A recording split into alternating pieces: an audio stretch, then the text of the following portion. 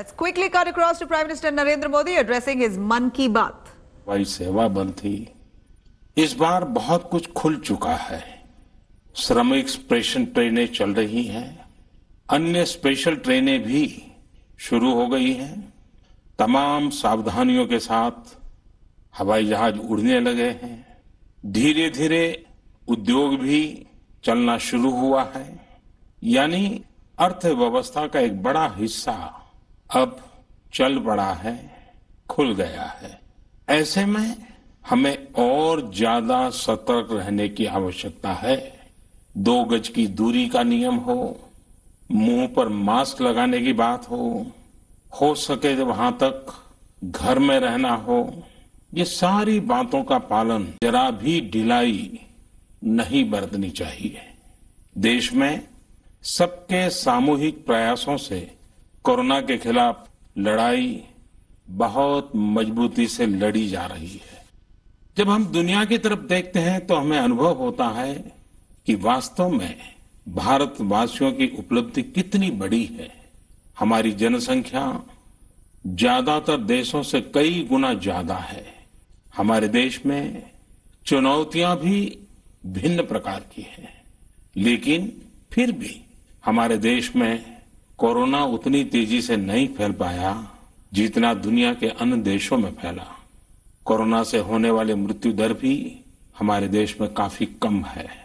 जो नुकसान हुआ है उसका दुख हम सबको है, लेकिन जो कुछ भी हम बचा पाए हैं वो निश्चित तौर पर देश की सामूहिक संकल्प शक्ति का ही परिणाम है। इतने बड़े देश में हर एक देशवासी ने खुद इस लड़ाई को लड़ने की ठानी है।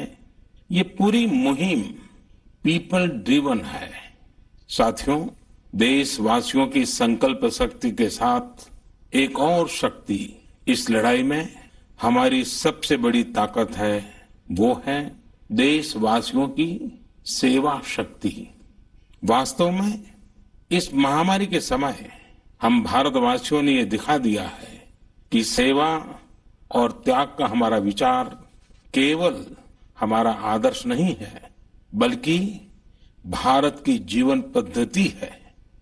और हमारे यहां तो कहा गया है, सेवा परमो धर्मः।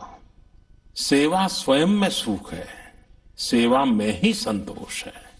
आपने देखा होगा कि दूसरों की सेवा में लगे व्यक्ति के जीवन में कोई डिप्रेशन या तनाव कभी नहीं दिखता। उसके जीवन में, जीवन को लेकर उसके नजरिए में भरपूर आत्मविश्वास, सकारात्मकता और जीवंतता प्रतिपल नजर आती है। साथियों, हमारे डॉक्टर्स, नर्सिंग स्टाफ, सफाई कर्मी, पुलिसकर्मी, मीडिया के साथी, ये सब जो सेवा कर रहे हैं उसकी चर्चा मैंने कई बार की है। मन की बात में भी मैंने उसका जिक्र किया है। सेवा में अपना सब कुछ समर्पित कर देने वाले लोगों की संख्या अनगिनत है। ऐसे ही एक सज्जन है तमिलनाडु के सी मोहन। सी मोहन जी मदुरई में एक सैलून चलाते हैं।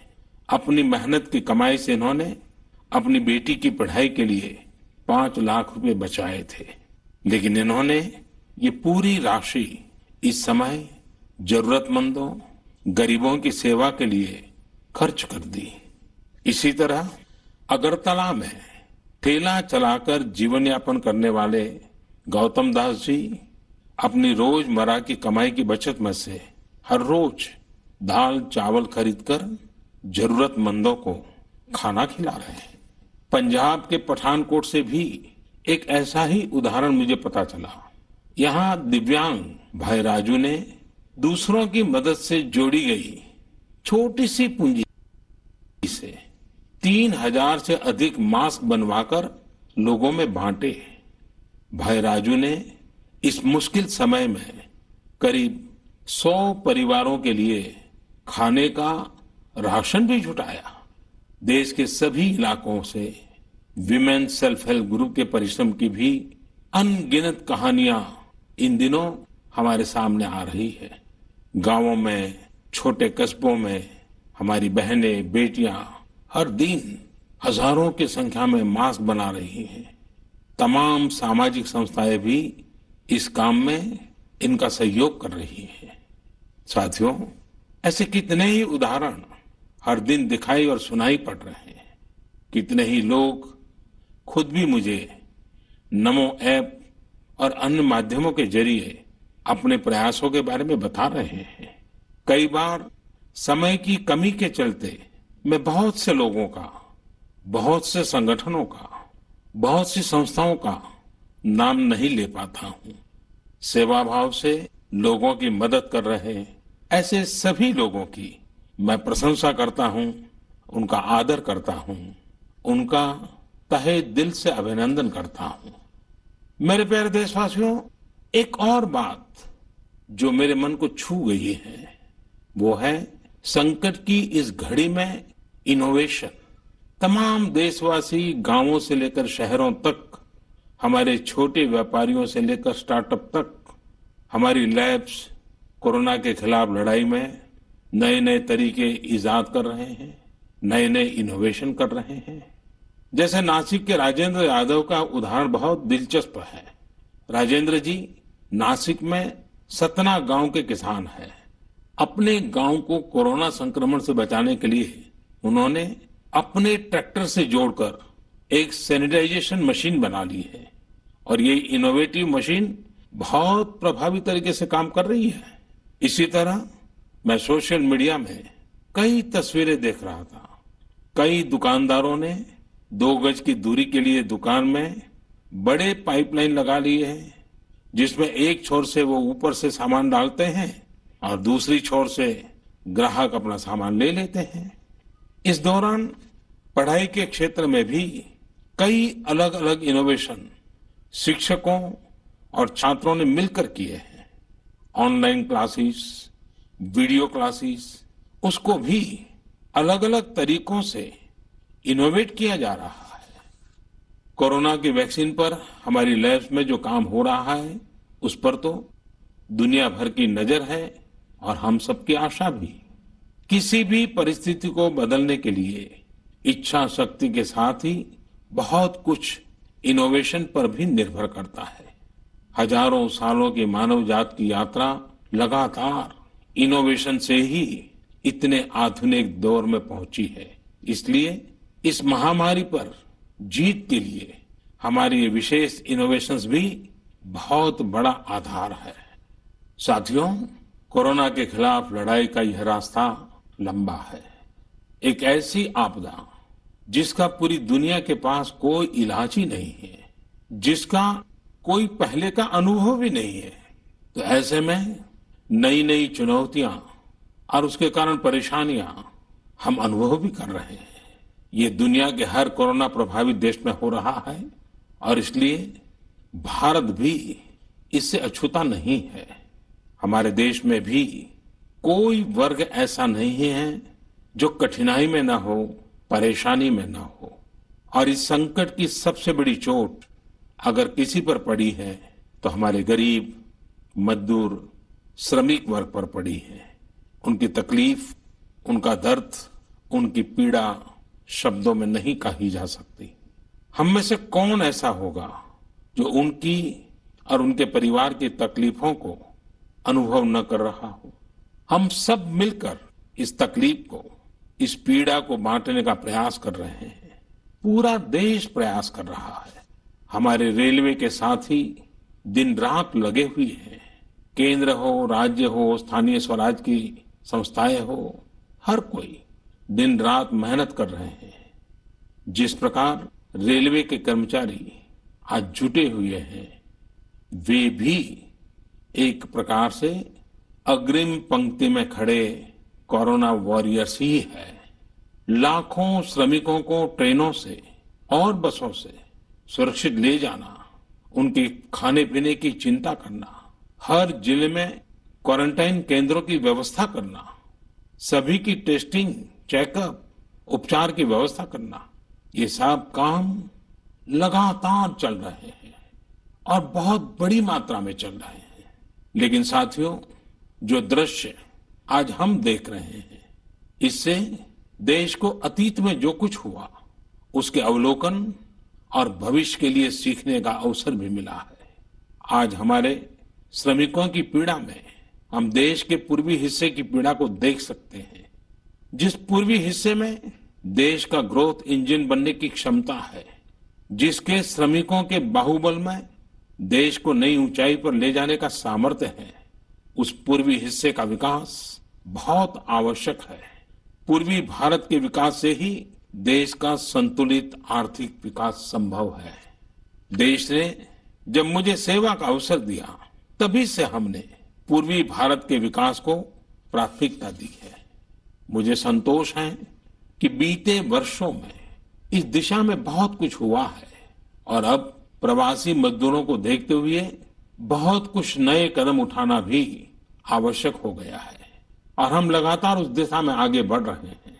जैसे कहीं श्रमिकों की स्किल मैपिंग का काम हो रहा है, कहीं स्टार्टअप्स इस काम में जुटे हैं, कहीं माइग्रेशन कमीशन बनाने की बात हो रही है।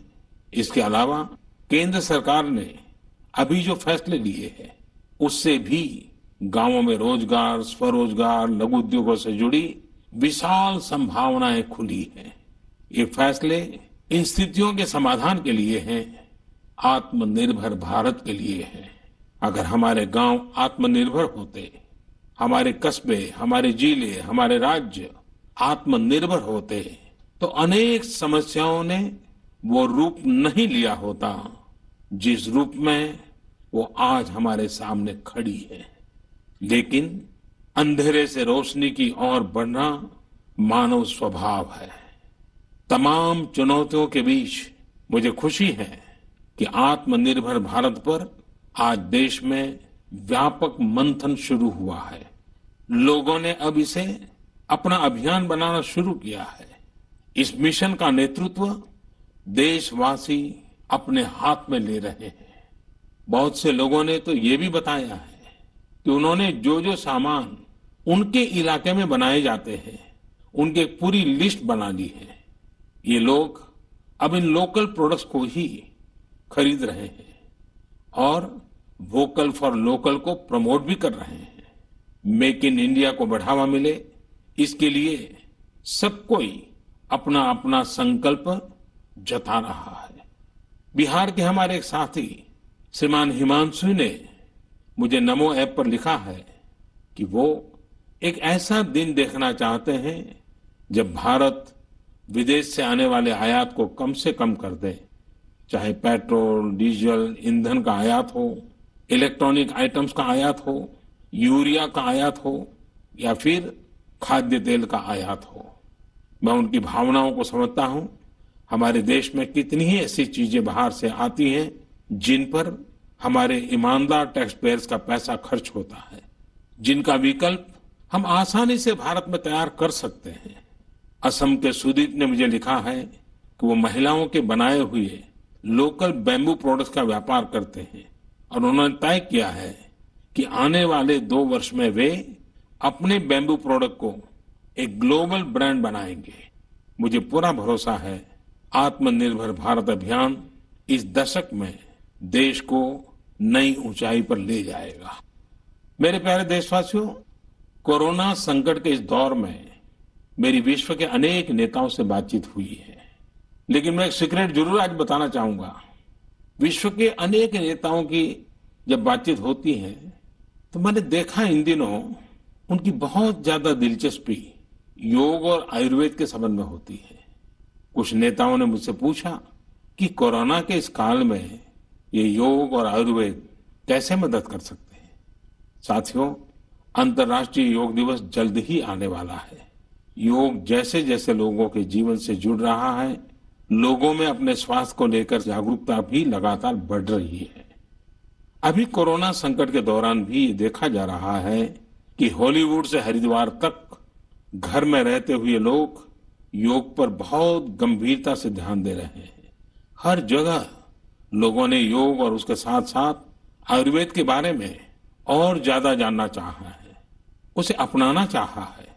कितने ही लोग जिन्होंने कभी योग नहीं किया, वे भी या तो ऑनलाइन योग क्लास से जुड़ गए हैं या फिर ऑनलाइन वीडियो के माध्यम से भी योग सीख रहे हैं। सही में योग कम्युनिटी, इम्यूनिटी और यूनिटी सबके लिए अच्छा है। साथियों, कोरोना संकट के इस समय में योग आज इसलिए भी ज्यादा अहम है क्योंकि ये वायरस हमारे रेस्पिरेटरी सिस्टम को सबसे अधिक प्रभावित करता है। योग में तो रेस्पिरेटरी सिस्टम को मजबूत करने वाले कई तरह के प्राणायाम है जिनका असर हम लंबे समय से देखते आ रहे हैं। ये टाइम टेस्टेड टेक्निक्स हैं जिसका अपना अलग महत्व है। कपालभाति और अनुलोम विलोम प्राणायाम से अधिकतर लोग परिचित होंगे, लेकिन भस्त्रिका, शीतली, भ्रामरी जैसे कई प्राणायाम के प्रकार है जिसके अनेक लाभ भी है। वैसे आपके जीवन में योग को बढ़ाने के लिए आयुष मंत्रालय ने भी इस बार एक अनोखा प्रयोग किया है। आयुष मंत्रालय ने माई लाइफ माई योग नाम से अंतर्राष्ट्रीय वीडियो ब्लॉग उसकी प्रतियोगिता शुरू की है। भारत ही नहीं, पूरी दुनिया के लोग इस प्रतियोगिता में हिस्सा ले सकते हैं। इसमें हिस्सा लेने के लिए आपको अपना 3 मिनट का एक वीडियो बना करके अपलोड करना होगा। इस वीडियो में आप जो योग या आसन करते हुए वो करते हुए दिखाना है और योग से आपके जीवन में जो बदलाव आया है उसके बारे में भी बताना है। मेरा आपसे अनुरोध है, आप सभी इस प्रतियोगिता में अवश्य भाग लें और इस नए तरीके से अंतर्राष्ट्रीय योग दिवस में आप हिस्सेदार बनिए। साथियों, हमारे देश में करोड़ों करोड़ गरीब दशकों से एक बहुत बड़ी चिंता में रहते आए हैं। अगर बीमार पड़ गए तो क्या होगा, अपना इलाज कराएं या फिर परिवार के लिए रोटी की चिंता करें।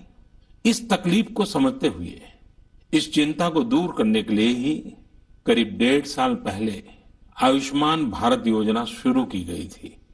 कुछ ही दिन पहले आयुष्मान भारत के लाभार्थियों की संख्या 1 करोड़ के पार हो गई है। 1 करोड़ से ज्यादा मरीज मतलब देश के 1 करोड़ से अधिक परिवारों की सेवा हुई है। 1 करोड़ से ज्यादा मरीज का मतलब क्या होता है मालूम है? 1 करोड़ से ज्यादा मरीज मतलब नॉर्वे जैसा देश, सिंगापुर जैसा देश, उसकी जो टोटल जनसंख्या है उससे 2 गुना लोगों को मुफ्त में इलाज दिया गया है। अगर गरीबों को अस्पताल में भर्ती होने के बाद इलाज के लिए पैसे देने पड़ते, इनका मुफ्त इलाज नहीं हुआ होता तो उन्हें एक मोटा मोटा अंदाज है करीब करीब 14,000 करोड़ रुपए से भी ज्यादा अपनी जेब से खर्च करने पड़ते। आयुष्मान भारत योजना ने गरीबों के पैसे खर्च होने से बचाए हैं। मैं आयुष्मान भारत के सभी लाभार्थियों के साथ साथ मरीजों का उपचार करने वाले सभी डॉक्टरों, नर्सेज और मेडिकल स्टाफ को भी बधाई देता हूं। आयुष्मान भारत योजना के साथ एक बहुत बड़ी विशेषता पोर्टेबिलिटी की सुविधा भी है। पोर्टेबिलिटी ने देश को एकता के रंग में रंगने में भी मदद की है। यानी बिहार का कोई गरीब अगर चाहे तो उसे कर्नाटका में भी वही सुविधा मिलेगी जो उसे अपने राज्य में मिलती। इसी तरह महाराष्ट्र का कोई गरीब चाहे तो उसे इलाज की वही सुविधा तमिलनाडु में मिलती। इस योजना के कारण किसी क्षेत्र में जहां स्वास्थ्य की व्यवस्था कमजोर है वहां के गरीब को देश के किसी भी कोने में उत्तम इलाज कराने की सहूलियत मिलती है। साथियों, आप ये जानकर हैरान रह जाएंगे कि 1 करोड़ लाभार्थियों में से 80% लाभार्थी देश के ग्रामीण इलाकों के हैं। इनमें भी करीब करीब 50% लाभार्थी हमारी माताएं, बहनें और बेटियां हैं। इन लाभार्थियों में ज्यादातर लोग ऐसी बीमारियों से पीड़ित थे जिनका इलाज सामान्य दवाओं से संभव नहीं था। इनमें से 70% लोगों की सर्जरी की गई है। आप अनुमान लगा सकते हैं कि कितनी बड़ी तकलीफों से इन लोगों को मुक्ति मिली है। मणिपुर के चुरा चांदपुर में 6 साल के बच्चे केलेनसांग, उसको भी इसी तरह आयुष्मान योजना से नया जीवन मिला है। केलेनसांग को इतनी छोटी उम्र में ब्रेन की गंभीर बीमारी हो गई। इस बच्चे के पिता दिहाड़ी मजदूर हैं और मां बुनाई का काम करती हैं। ऐसे में बच्चे का इलाज कराना बहुत कठिन हो रहा था, लेकिन आयुष्मान भारत योजना से अब उनके बेटे का मुफ्त इलाज हो गया है। कुछ इसी तरह का अनुभव पुडुचेरी की अमूर्था वल्ली जी का भी है। उनके लिए भी आयुष्मान भारत योजना संकट मोचक बनकर आई है। अमूर्था वल्ली जी के पति की हार्ट अटैक से दुखद मृत्यु हो चुकी है। उनके 27 साल के बेटे जीवा को भी हार्ट की बीमारी थी। डॉक्टर्स ने जीवा के लिए सर्जरी की सलाह दी थी, लेकिन दिहाड़ी मजदूरी करने वाले जीवा के लिए अपने खर्च से इतना बड़ा ऑपरेशन करवाना संभव ही नहीं था। लेकिन अमूर्था वल्ली ने अपने बेटे का आयुष्मान भारत योजना में रजिस्ट्रेशन करवाया और 9 दिनों बाद बेटे जीवा के हार्ट की सर्जरी भी हो गई। साथियों, मैंने आपको सिर्फ 3-4 घटनाओं का जिक्र किया।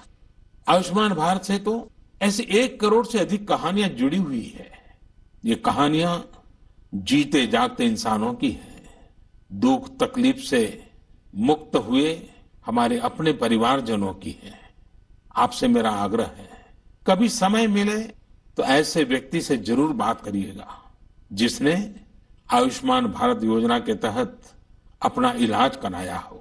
आप देखेंगे कि जब एक गरीब बीमारी से बाहर आता है तो उसमें गरीबी से लड़ने की भी ताकत नजर आने लगी है।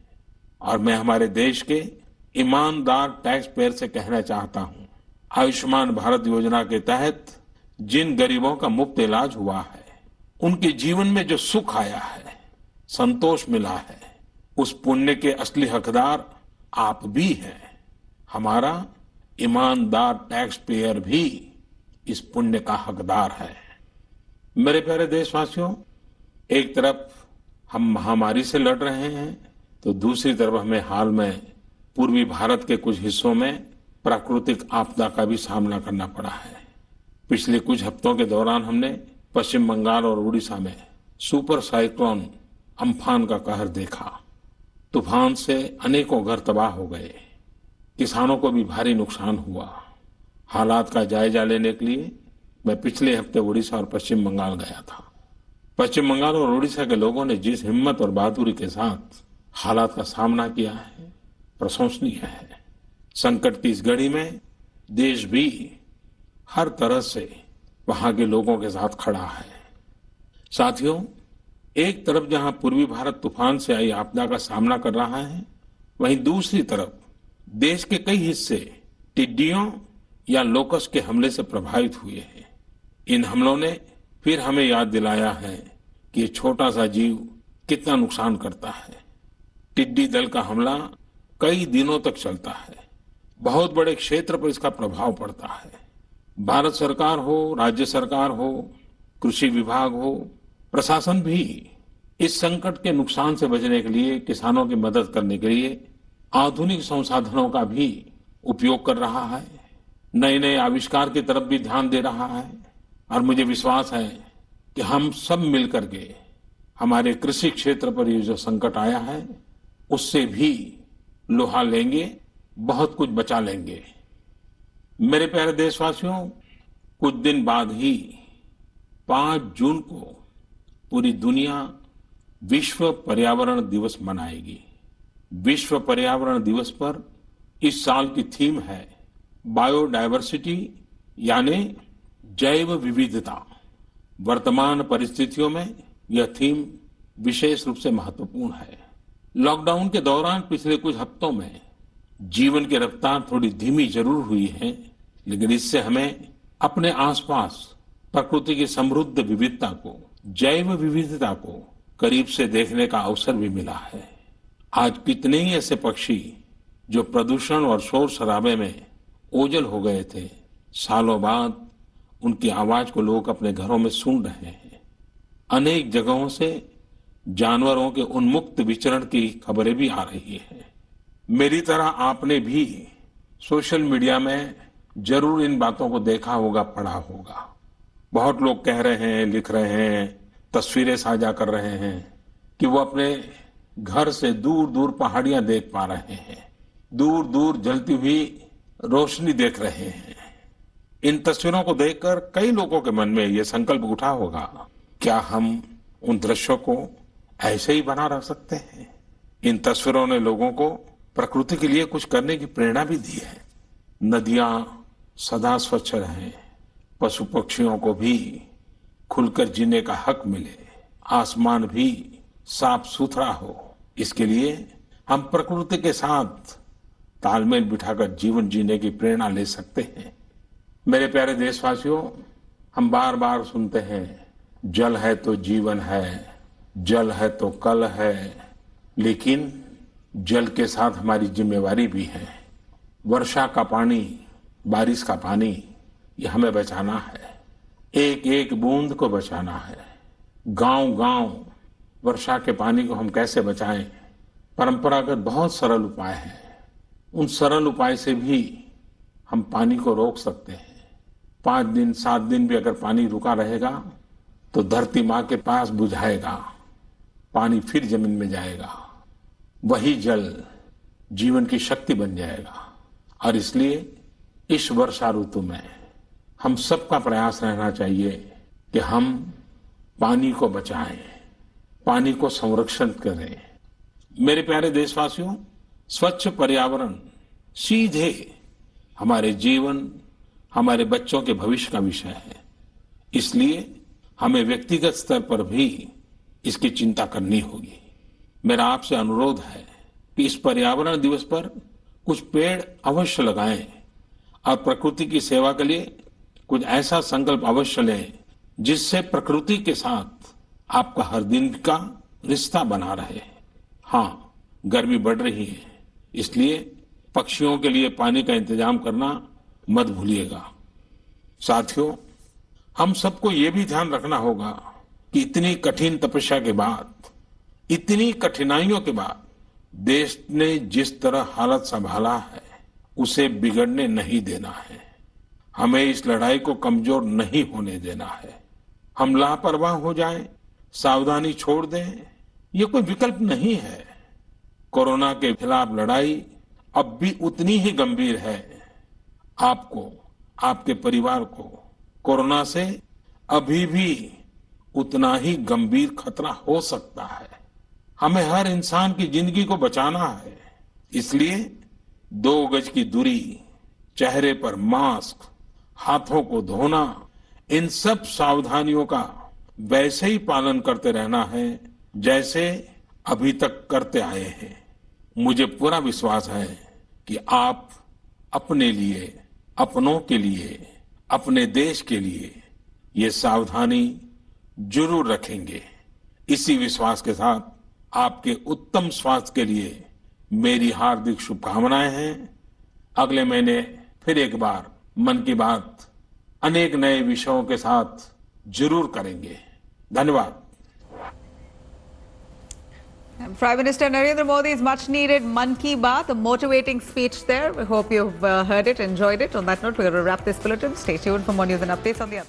Hello everyone, this is Rahul Kamal here. Hope you enjoyed this video. For the latest news and analysis, like and subscribe the India Today YouTube channel and don't forget to press the bell icon to stay updated.